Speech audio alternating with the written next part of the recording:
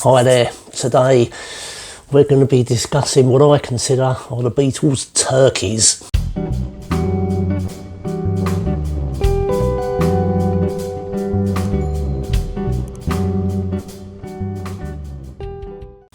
Hello and welcome back to my channel, or welcome if this is your first time, and if it is your first time, don't forget to hit like, subscribe and tap the notification bell. It really does help the channel grow.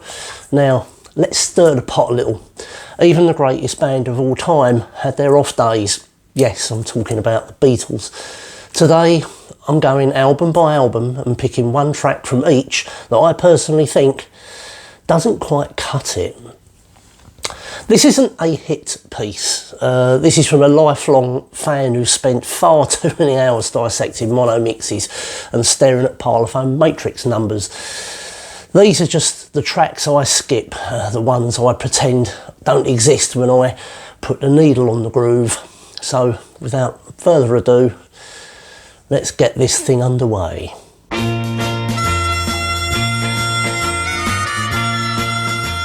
Now, look, I love a good early Beatles harmony as much as the next obsessive, but Chains, it's a Goffin and King cover sung by John, Paul and George, and to me it just sounds messy. The harmonies are kind of tangled and it lacks the urgency that makes the rest of the album so exciting. It's not terrible, but it's definitely the one that I'd happily untangle from the track listing.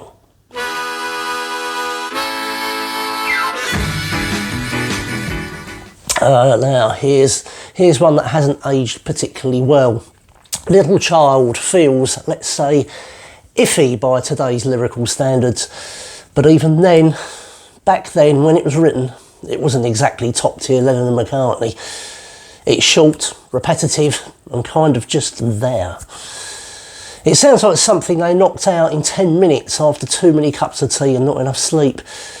I always skip it, and I don't feel guilty about it. I got every reason on earth to be mad. This one's fine, totally fine.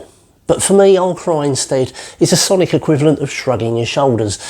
It comes and goes without leaving much of a footprint. Tucked in among some of Lennon's best early writing, it just doesn't stick. I've probably heard it 20 times and couldn't hum it right now if my life depended on it. Slight exaggeration maybe, but forgettable is harsh, but well, I forgot it was even on this album. Mr.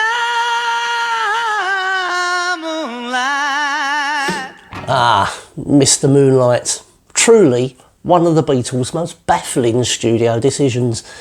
John bellows the opening like he stubbed his toe, and then there's that organ solo.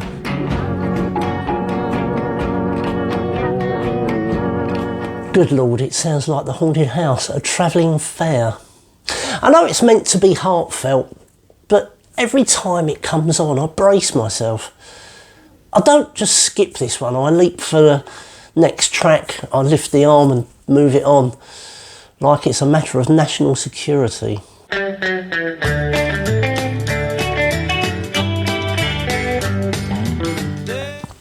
Okay, deep breath. Sorry, Ringo. I know this one's meant to be charming, and sure, it kind of is, but Act Naturally feels completely out of place on Help. You've got some of Lennon and McCartney's most emotionally resonant songs. Yesterday, You've Got to Hide Your Love Away, and then suddenly we're at the Grand Ole Opry. It's not awful, but it's not what I come to the Beatles for. It's like putting salad cream on sushi. Ringo's doing his best though, but this one's definitely a skip for me.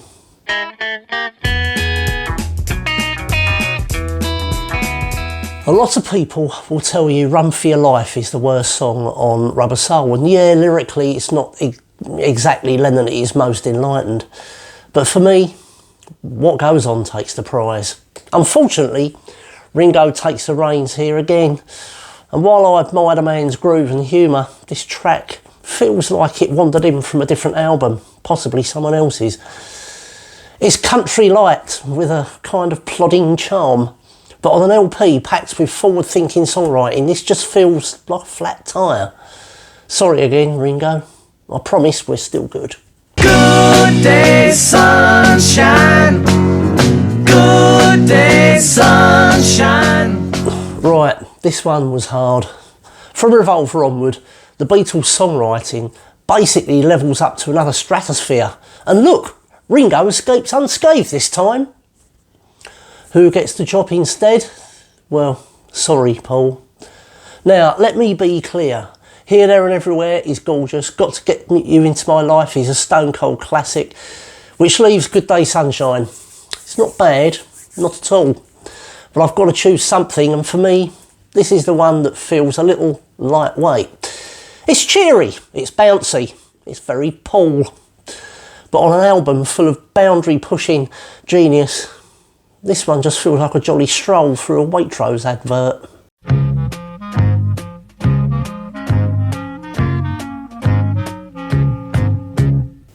This isn't fair.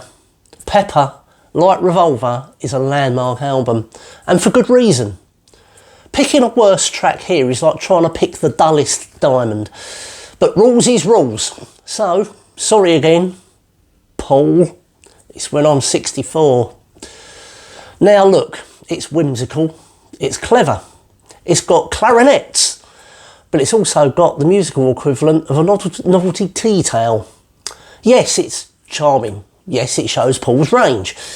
But in the middle of a day in the life, Lucy in the sky and she's leaving home, this feels like we've briefly wandered into an Edwardian parlour. I get why it's there, but I usually skip the parlour.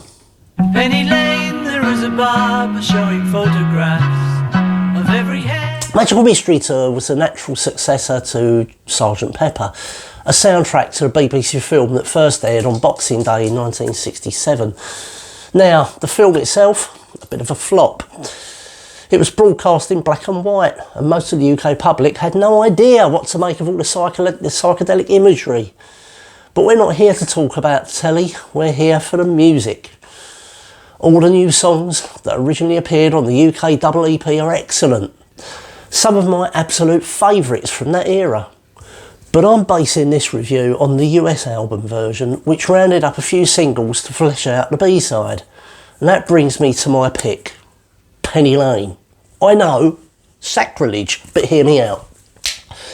It's one of my least favourite Paul songs. It's good, obviously, it's well crafted, melodic, smart, but I just don't listen to it much. If at all. It's never been one I reach for. Something about it feels too polished, too polite. Like a perfect model village where nothing interesting ever actually happens. I respect it, I just don't love it.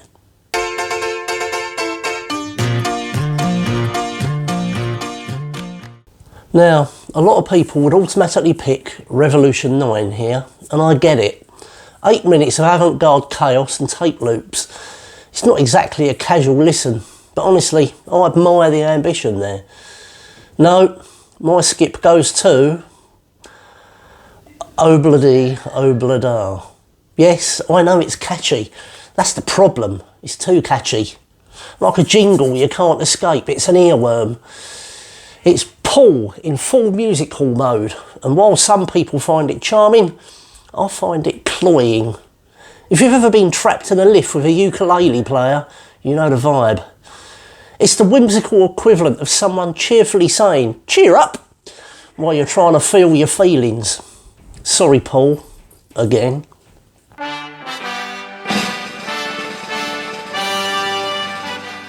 Now, I could have gone with one of the George Martin orchestrations on the B-side. After all, they're not exactly tracks you throw on at a party.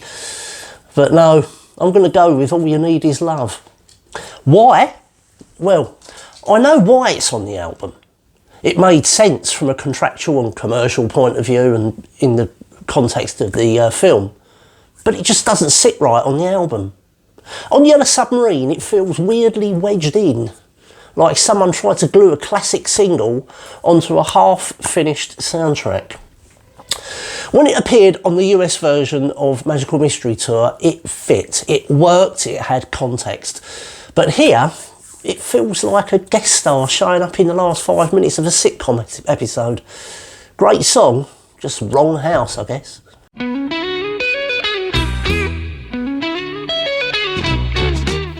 Now this one feels a bit unfair. Abbey Road was the first Beatles album recorded entirely on 8-track, and it was only ever mixed in stereo, so no mono mix version here. This is a masterclass in what a great stereo record can sound like, and honestly I listen to it a lot. It's beautifully sequenced, immaculately produced. It's the Beatles at their most polished and confident. But what do I skip? Sorry Ringo, but Octopuss's Garden doesn't float my boat, it sinks it. Yes, it's sweet. Yes, it's got charm. But when you're sandwiched between something and I Want You, She's So Heavy, you need more than underwater whimsy and bubbles. It feels like a children's storybook in the middle of a cathedral. I usually let it slide past, but only because I'm too lazy to get up and move the needle on. The long and winding road. Now hear me out, because I do like this song. It's classic Beatles, a classic McCartney ballad. The melody, the lyrics, the sentiment, they're all beautiful. This is not a bad song. So why does it make the list? One word: Spectre. This isn't about the songwriting, it's about the production. The original album was taken out of George Martin's hands and dumped in Phil Spector's lap, who promptly threw the kitchen sink at it. Strings, choir, harps, you name it. And it drowns the intimacy of what could have been a quietly powerful closer. Even George Martin himself famously quipped that the record should have carried the edit, produced by George Martin, overproduced by Phil Spector. And he wasn't wrong. When I hear this track, I just wish they'd let it breathe. Luckily, we have the naked version now, but on the original album, it's a skip, definitely for me. So there you have it. One skippable song from each Beatles album. Did I upset some people? Probably. Did I betray Paul McCartney about 6 times in a row? Maybe. Do I regret it? Ask me after the comments section explodes. Look, the Beatles released over 200 songs. Most of them brilliant, some of them groundbreaking, and a tiny handful that make me reach for the skip button like it's a game of musical whack-a-mole. But that's the beauty of being a fan. We don't have to pretend it's all gold. We just have to love the gold enough to laugh at the tin. So, let me know in the comments which Beatles songs you skip and which ones you think I've completely lost the plot on. Go on, tell me. Revolution 9 is your wedding song. I won't judge you.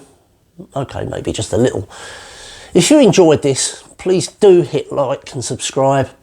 Tap the bell, especially if you're humming Obla-dee Obla-da against your will. Until next time, peace and love. Except Mr. Moonlight. He knows what he did. Cheers. Bye-bye.